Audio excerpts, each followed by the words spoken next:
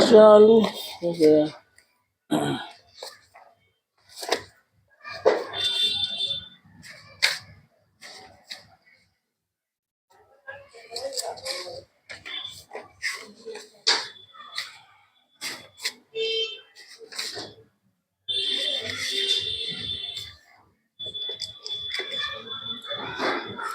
तो कल हम लोगों ने देखा था परासरण दाब ना। परासरण दाब में स्पेशली हम लोगों ने देखा कि परासरण दाब क्या होता है। वह वायु दाब जो क्या कर देता है, परासरण क्रिया को, परासरण की क्रिया को क्या कर दे, रोक दे। वह वायु दाब जो परासरण की क्रिया को रोक देता है, वह दाब क्या कहलाएगा, परासरण दाब कहलाता है। क्लियर है? ऑस्मोटिक प्रेशर कहलाता है। ठीक, यानी जब परासरण की क्रिया हो रही हो और अगर हम कोई एक्सटर्नल प्रेशर लगा दें तो क्या होगा, और ये एक्सटर्नल प्रेशर किस पे लगाओगे, विलयन पे या विलायक पे? ये जो वायु दाब लगाएंगे आप लोग किस पर लगाएंगे, विलयन पे या विलायक पे? दोनों पर नहीं लगाएंगे, दोनों पे तो वायु दाब लगा होता है अपने आप। हम जो वायु दाब लगाएंगे अलग से एक्सटर्नल प्रेशर लगाएंगे, किस पे लगाएंगे, विलयन पे लगाएंगे, तभी तो विलायक उधर से आना रुक जाएगा। ठीक, इस पर एक क्वेश्चन लिखिएगा। कल हम लोगों ने देखा था एक फार्मूला का हम देखे थे ना, मोलर द्रव्यमान की गणना करने के लिए। मोलर द्रव्यमान की गणना के लिए क्या लिखा गया था फार्मूला, बताइए भाई। M2 इज इक्वल टू, बोलो सब लोग, R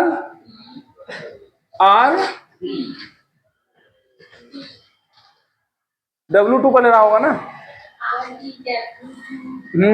RTW2 अपान क्या, पाई V होगा हमारा। ठीक, ये जैसे परासरण दाब, जहां पे पाई क्या है, परासरण दाब है, पाई क्या है, परासरण दाब है, AM2 क्या है, विलेय पदार्थ का मोलर द्रव्यमान।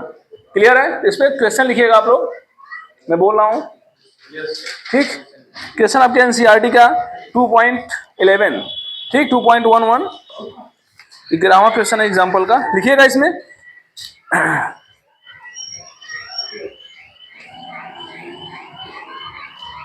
लिखिएगा, एक प्रोटीन के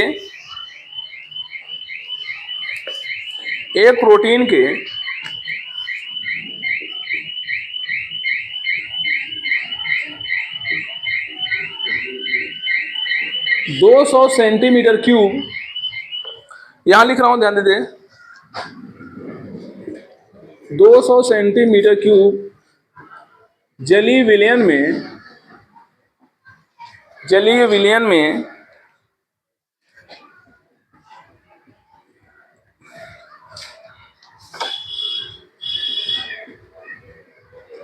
1.26 ग्राम प्रोटीन है, 1.26 ग्राम प्रोटीन है। 300 केल्विन पर इस विलयन का परासरण दाब, इस विलयन का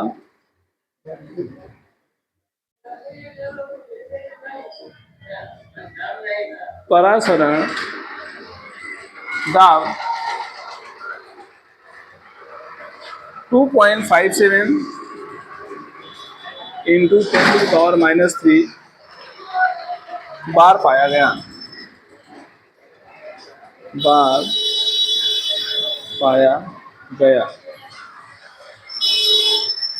प्रोटीन के मोलर द्रव्यमान का परिज्ञान कीजिए। प्रोटीन के मोलर द्रव्यमान का परिकलन कीजिए।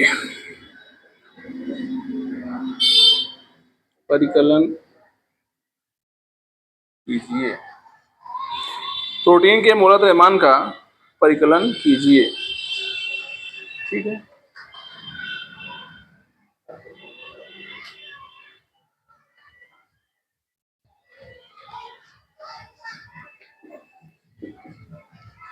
R is equal to 0.083 litre bar mole inverse kelvin inverse. R की वैल्यू आपको दी हुई है।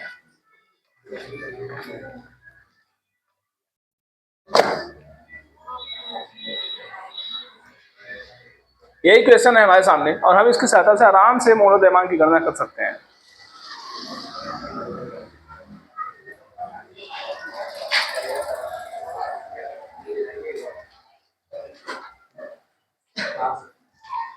छप गया सवाल?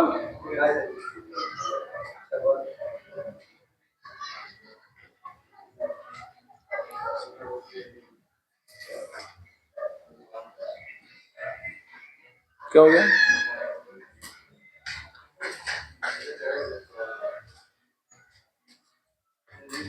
मोलर द्रव्यमान की गणना हम लोग 4 सेक्शन पढ़ रहे हैं, चौथा सेक्शन हम लोग लास्ट पढ़ रहे हैं पारासरण दाब का, और हम लोग मोलर द्रव्यमान की गणना करना सीखेंगे। ठीक है, तो चलिए भाई समझते हैं कैसे सवाल हल किया जाएगा। इसमें आपको देखना है सारी की सारी वैल्यू दी हुई है। थोड़ा समस्या क्या होता है कि हम लोग इसको रिवाइज नहीं किए होते हैं, और जब ये रिवाइज नहीं किए होते हैं तो एग्जाम में हमको ये समस्या पैदा करता है, और यही सवाल हमको बहुत ही बड़ा लगने लगता है, और ये सवाल जब आते हैं 4 नंबर 5 नंबर के आएंगे।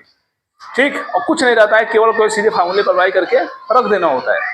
ठीक, लेकिन हम लोग क्या करते हैं, हम लोग इसको रिवाइज नहीं करते हैं, फिर बाद में दिमाग नहीं काम करता है कि कौन सी वैल्यू दिया हुआ है, क्या दिया हुआ है, क्या नहीं दिया हुआ है, हम लोग सवाल नहीं हल कर पाते हैं, और हमको लगता है कि एग्जाम में बहुत बड़ा सवाल आ गया है, जबकि दूसरी कौड़ी का सवाल आ रहता है। तो चलो समझते हैं, ध्यान से देखो भाई। एक प्रोटीन के 200 सेंटीमीटर क्यूब जलीय विलयन में, ध्यान दो, जलीय विलयन में क्या है, 1.26 ग्राम प्रोटीन है। इसका मतलब विलेय कौन है, इसका मतलब विलेय कौन है, प्रोटीन जो दिया हुआ है। ठीक, और ये क्या है, ये विलायक है। ठीक है ना, इस तरीके से आयतन दिया हुआ है ना, ये क्या दिया हुआ है, आयतन दिया हुआ है, मतलब इसी में ये भी घुला हुआ है। ठीक, 200 सेंटीमीटर क्यूब का जलीय विलयन है जिसमें क्या घुला हुआ है, 1.26 ग्राम प्रोटीन है। क्लियर है? तो ध्यान दो भाई, आयतन की वैल्यू दी हुई है ना, कितनी दी हुई है, 200 सेंटीमीटर। ध्यान रखिए, ये सेंटीमीटर क्यूब में दिया है, इसको मैं किसमें लिखना होता है, लीटर में। आयतन किसमें होना चाहिए, लीटर में, क्योंकि हम जान रहे हैं कि इसमें हम लोग मोलरता का प्रयोग किए हैं। किसका प्रयोग किए हैं, मोलरता का। और मोलरता में क्या होता है, विलेय के मोलों की संख्या बटे आयतन लीटर में, ये तो होता है। हाँ, इसको ध्यान रखिएगा। तो आयतन यहाँ पे लीटर में रखा जाएगा। जब लीटर में रखना होगा क्या करोगे भाई, 200 में 1000 से क्या करोगे, भाग कर दोगे, काम किस में हो जाएगा, लीटर में हो जाएगा। तो 200 अपान 1000 इज इक्वल टू क्या आएगी वैल्यू, 0.2 आएगा। क्या सही है ना भाई, 2 0 कैंसिल कर दो, 1 0 1 पॉइंट लगा दो, काटोगे। ठीक है, इतना लीटर हो गया हमारा। ये क्या है, ये भार है, किसका भार है, ग्राम में दिया हुआ है ना, और ग्राम माने वेट, ग्राम माने वेट। ठीक, ग्राम मतलब क्या है यार, चलो ग्राम मतलब वेट। ठीक है ना, तो कैसे करोगे भाई, क्या लिखूं, W लिखूं, W1 W2, क्या लिख दूं, W2, क्योंकि ये क्या है, विलेय है, और विलेय के लोग जनरली क्या यूज करते हैं, W2 का यूज करते हैं। तो W2 इज इक्वल टू 1.26 ग्राम। कोई दिक्कत किसी को, नो नो नो। हाँ,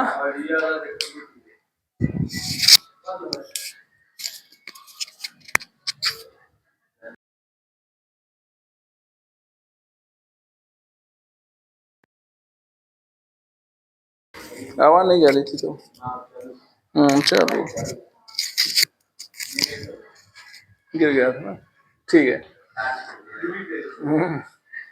मेरा ध्यान नहीं पहुंचता, लोग थोड़ा देखते रहिएगा। W2 इज इक्वल टू 1.26 ग्राम। ठीक है ना, ये हो गया। यहां क्या दिया है भाई, 300 केल्विन पर इस विलयन का परासरण दाब इतना पाया गया। टेम्परेचर दिया हुआ है कितना, 300 केल्विन। आप वहां देख रहे हैं, टी की वैल्यू भी तो रखना है, और ये सीधा सीधा केल्विन में रखा हुआ है, 300 केल्विन। कोई दिक्कत किसी को, परासरण दाब का मान दिया हुआ है, यानी किसकी वैल्यू है ये, परासरण दाब को किससे व्यक्त करते हैं, पाई से। किससे व्यक्त करते हैं, खटाखट सब लोग बोला करो भाई, बुजुर्गों की तरह बैठे मत रहो। पाई इज इक्वल टू कितना दिया हुआ है, 2.57 इंटू 10 टू द पावर -3 बार दिया हुआ है, ठीक। हाँ?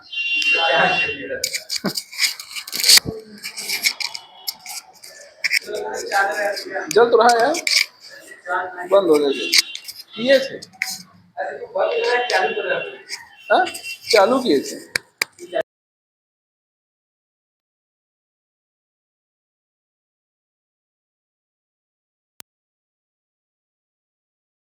घंटा नहीं लगा थे आप लोग,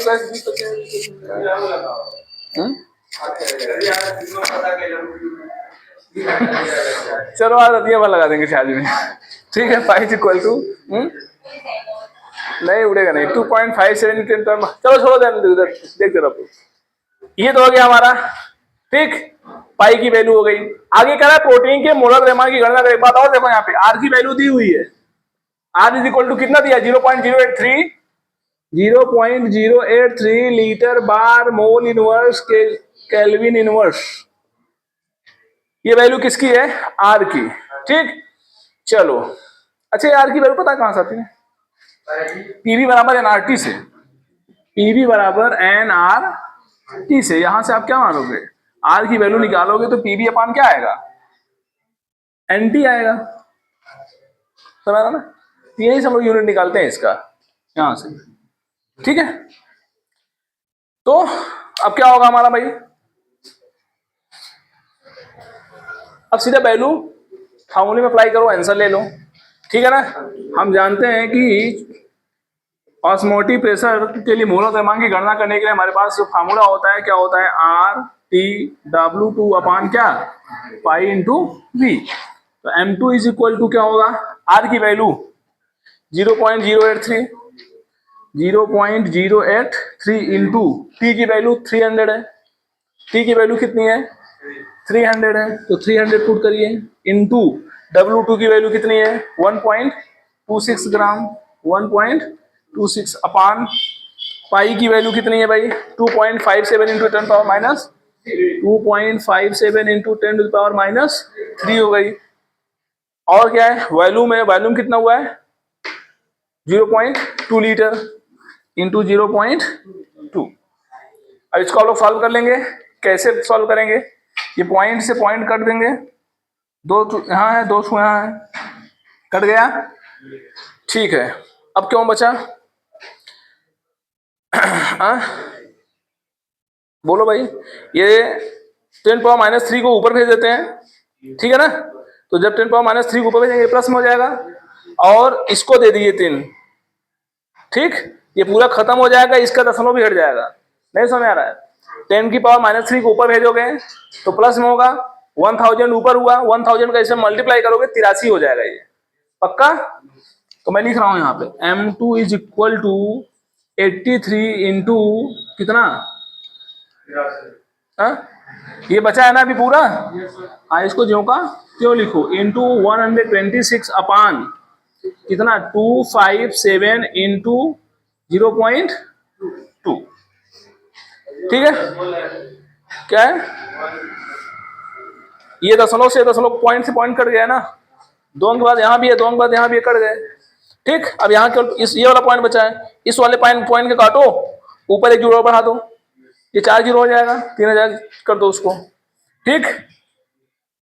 और फिर 2 से इसको काट दो, 2 छंग 12, 2 एक का सॉरी 2 तिहाई 6, कट गया, दशमलव भेज दो इसके पास, तो क्या हो जाएगा, M2 is equal to 83 into 300 की जगह 3000 हो गया, कितना हो गया 3000 इंटू 63 हो गया हमारा, अपान क्या होगा 257, ठीक है 257। अब क्या करेंगे भाई, ये कट जाएगा क्या, नहीं कटेगा,